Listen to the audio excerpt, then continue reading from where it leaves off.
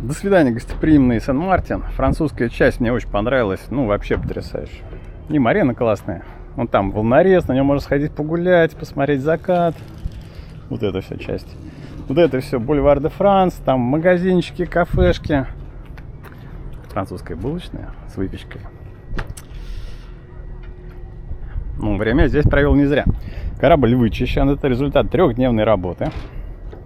2 джентльмена с Ямайки 3 дня чистили корабль снаружи. И не только чистили, но еще наполировали. Все хромированные детали оттерли. Но мой план такой. Встать туда, к этим большим корабликам, туда. Прямо сейчас. И завтра с утра, рано утро, часиков где-то в 5 выйти на Тартолу. Это 100 морских миль вниз по ветру. С ветром там какие-то странные прогнозы. Кто говорит 13, кто 16, кто 20. На всякий случай Геныч стоит. И все готово к переходу. Без 15:06 утра.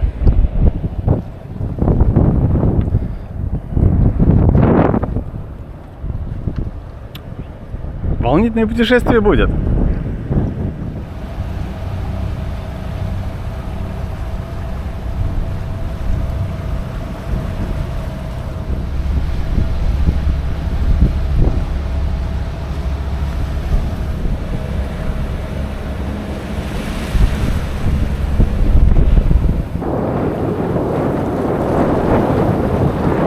И расцвело уже немного. Как все это выглядит? Грот стоит. Поскольку курс вниз по ветру, там винт, поставил превентор. Работает он так. Амель предоставил в комплекте все, что нужно для такого крайне полезного устройства. Через 2 вот этих вот... Как он называется по-русски? Софт-шакл? Нет. Раун-шакл. В общем, пока без генакера. Но это не важно, потому что скоро ветер 22-23 поднимается. Все равно пришлось его либо убирать, либо идти совсем низко по ветру.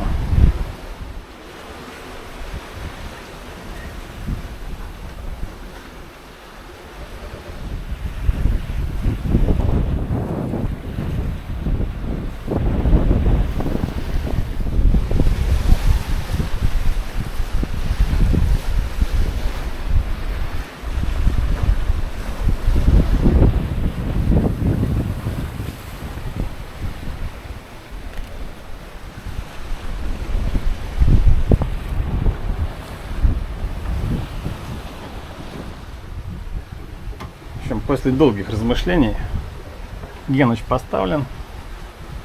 Ну, скорость, конечно, подросла.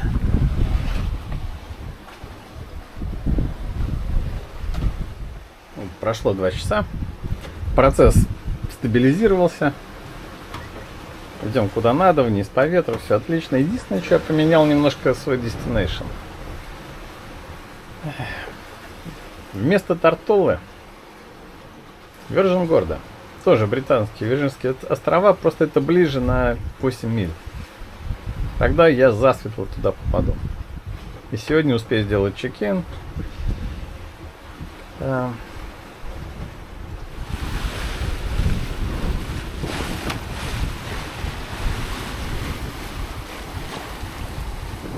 кажется, что медленно, но на самом деле 7,5-8 узлов мы идем. Я тут не один, вон еще один кораблик там.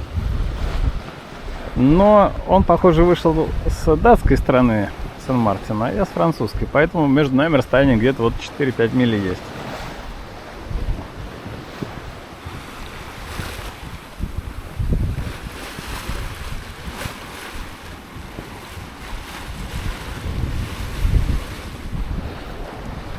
Я вот эту погоду ждал целую неделю.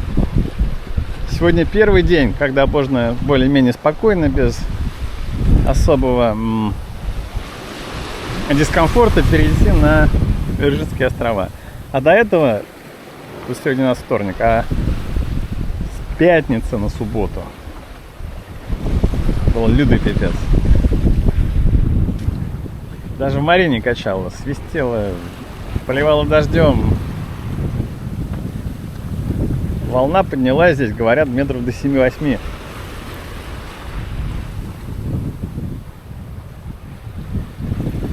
А сейчас какая идиллия, а? Красота.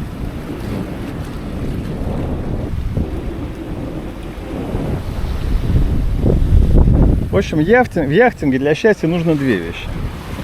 Первое, это, конечно, всегда вовремя рифить паруса. А второе, хорошо понимать, когда можно, а когда нельзя. И вот эти два ключевых фактора позволяют как-то существовать и переходить с острова на остров, даже одному.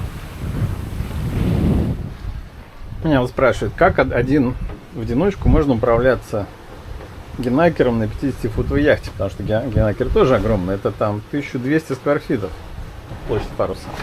Да очень просто, просто вот парус на скрутке, на электрической скрутке. Рычажок вверх, он закручивается, рычажок вниз, он откручивается, и вот эта кнопка управления Primary Winch на портсайд. Так что, в общем-то, тут самое главное следить за ветром и углом к ветру.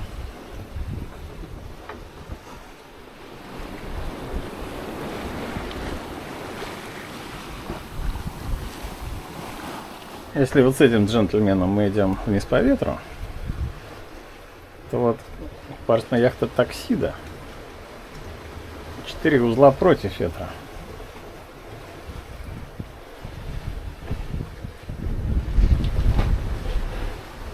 Его даже не видно.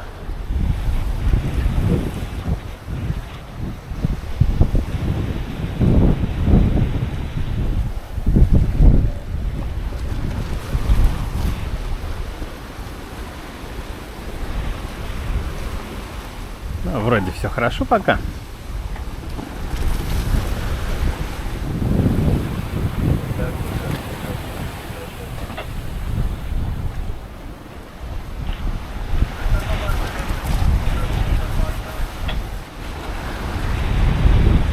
Один из тех дней, где можно здесь спокойно посидеть, поснимать.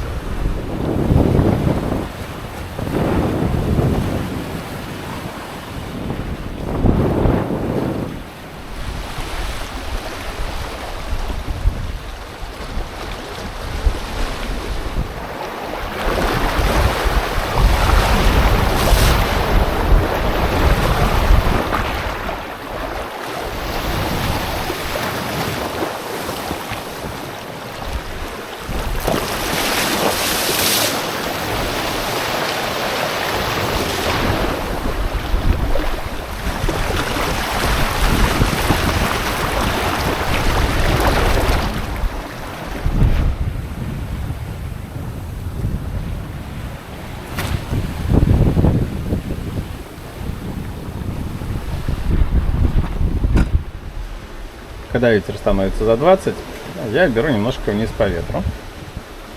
И это не так заметно. То есть вот 160, истинный угол, TWA.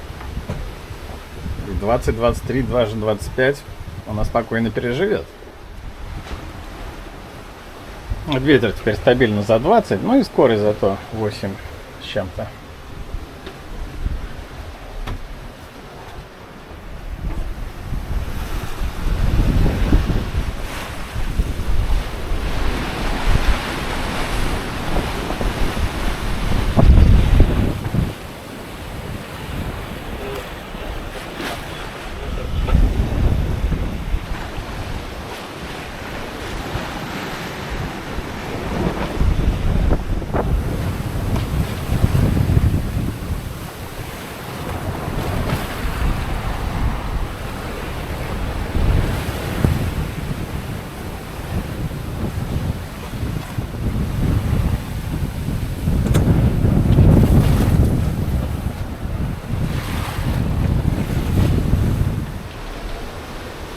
естественно, мне приходится все, что делать, это следить за ветром. С одной стороны, да, Геныч супер быстро и хорошо. С другой стороны, я не могу отвлечься больше, чем на пару минут.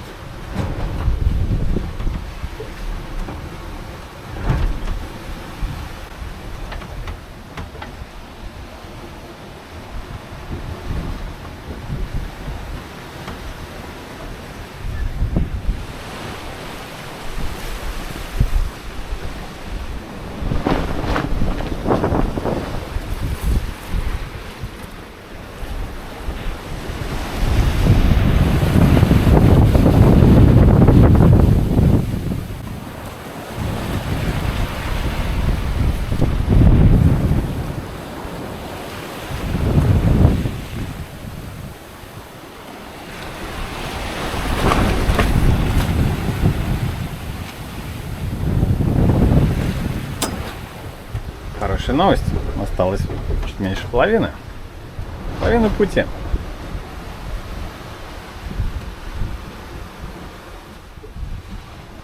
Два раза яхта волной поворачивалась к ветру. После этого автопилот не справлялся. И раз вот так вот. 90 градусов к ветру, боком к волне. Но я научился из этого положения не выходить, не убирая Геныча. Делюсь опытом. Все, что надо сделать, это завести мотор. 2000 оборотов. Она очень плавненько, аккуратненько вернется на курс.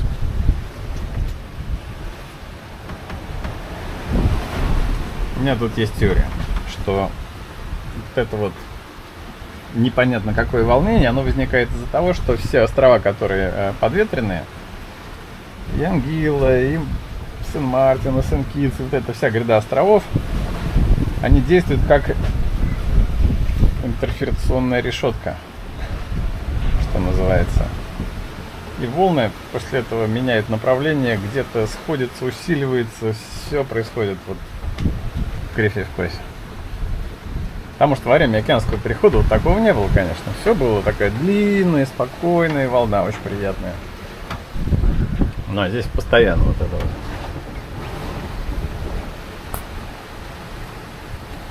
Но я теперь буду знать. Мой скромный обед и ланч состоял из сыра, колбаски, бутербродиков, Сан-Пелегрино.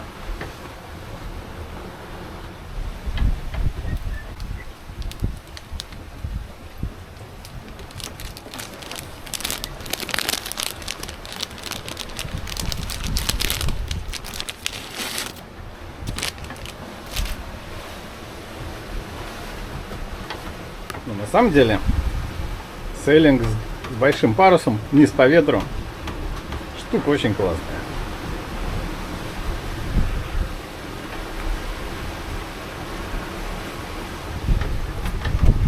Вот было там 25, да? Надо бы убрать-то парус. Там думаешь, блин, ну скорость-то какая, а? Идем-то как хорошо, ну. Вот.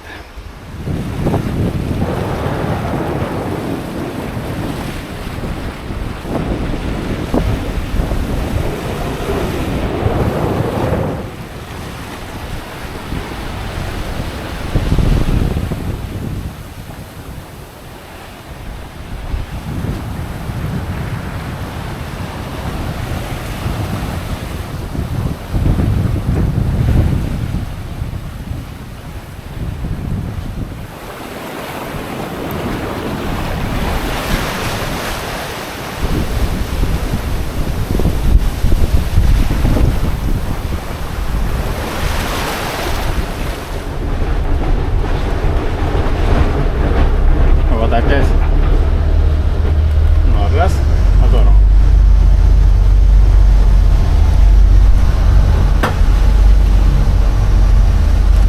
Все.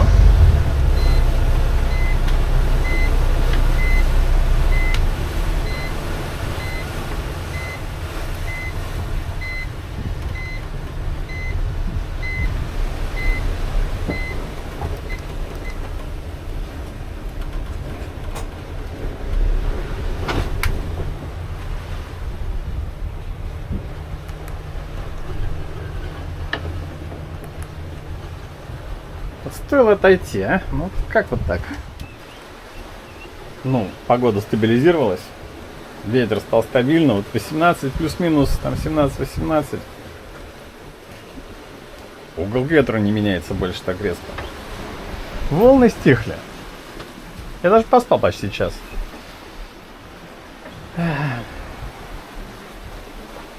27 миль осталось. Что интересно, я догнал какую-то еще одну лодку. Crazy Bee. Расстояние 55,2 мили.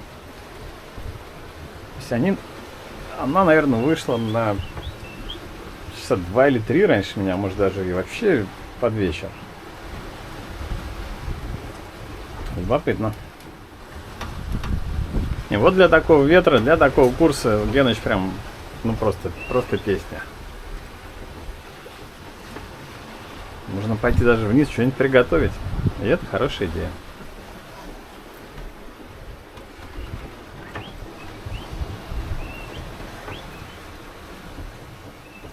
Ну, видишь, еще один парус.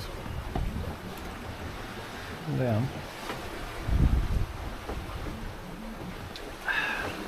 Ну, поскольку стало совсем хорошо с погодой, я думаю, даже вот удочку забросил. Что-нибудь большое, если поймается, мне одному не вытащить, наверное, но... Может, маленькой дорадо было бы... Очень бы порадовало. А тем временем впереди показалось место, куда я направляюсь. Вержингорда.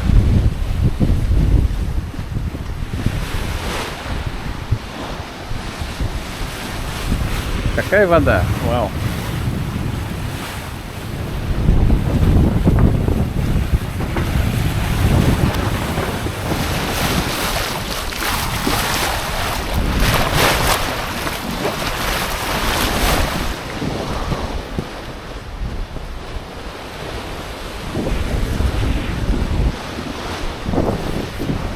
Нет, так мне определенно больше нравится. —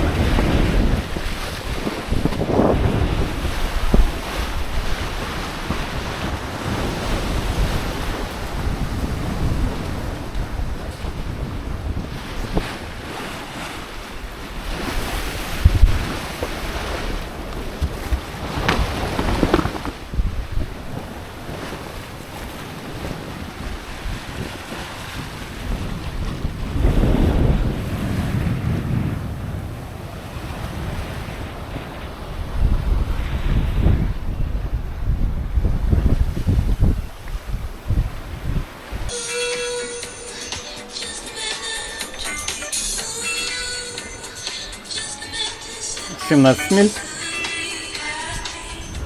Офигеть!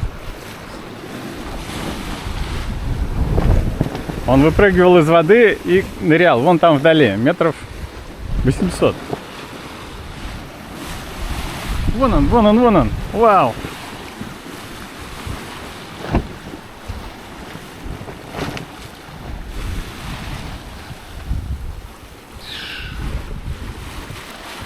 А?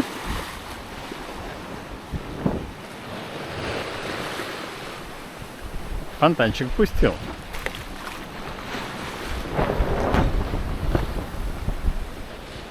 Девять, 8 миль. Почти на месте. Вот моя финальная точка. То есть надо пройти то, что они называют Blinders и Fallen Jerusalem. Вот этот проход. Сент-Томас Бэй, British Virgin Islands. Spanish Town.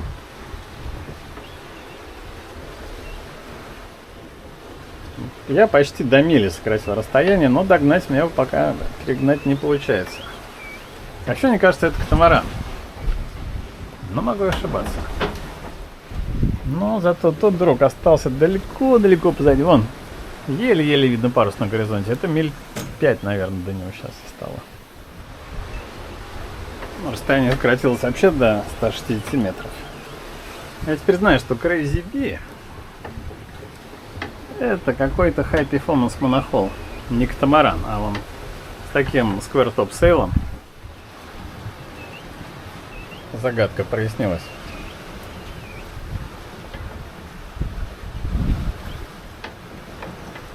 А у меня хитрый план. Как все проделать красиво. Вот до сюда. Здесь Дженнекер свернуть. Сделать джайб. Прийти сюда. Еще один поворот. И прям Spanish Town. Customs там до 7 часов работает. Так что я даже успею. Вот так вот на волну как бы смотрим, да, и ну, да нет волны. А вот стоит посмотреть на тот кораблик, как он появляется и исчезает.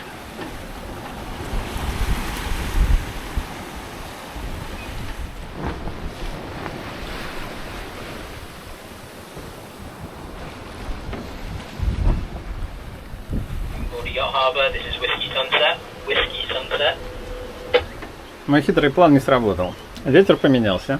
То есть вдоль острова он стал дуть сильно левее. Как следствие, необходимость в джайбе пропала.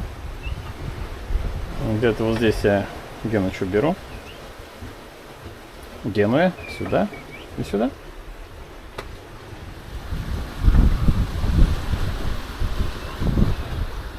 Я так готовился к рыбалке. Взял перчатки специальные. Нож. Даже крюк у меня есть рыболовный, но одна поклевка всего была.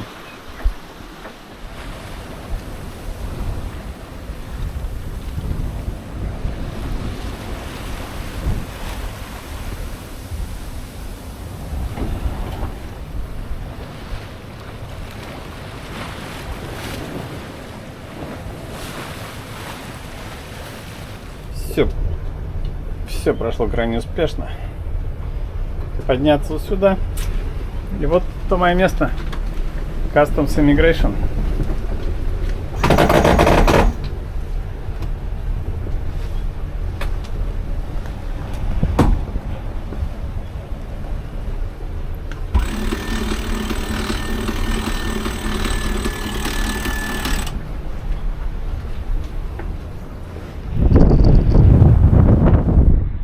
Ну что, Сент-Томас-Бэй, Вирджин Гордо, BVI. Кто молодец? Я молодец. Это было классное и супер путешествие. Мне очень понравилось. 11,5 часов. 90 миль. Я думал попасть сначала все-таки туда, на Тартоллу. А потом подумала, зачем? Начну-ка я с Вирджин Гордо. На сегодня все.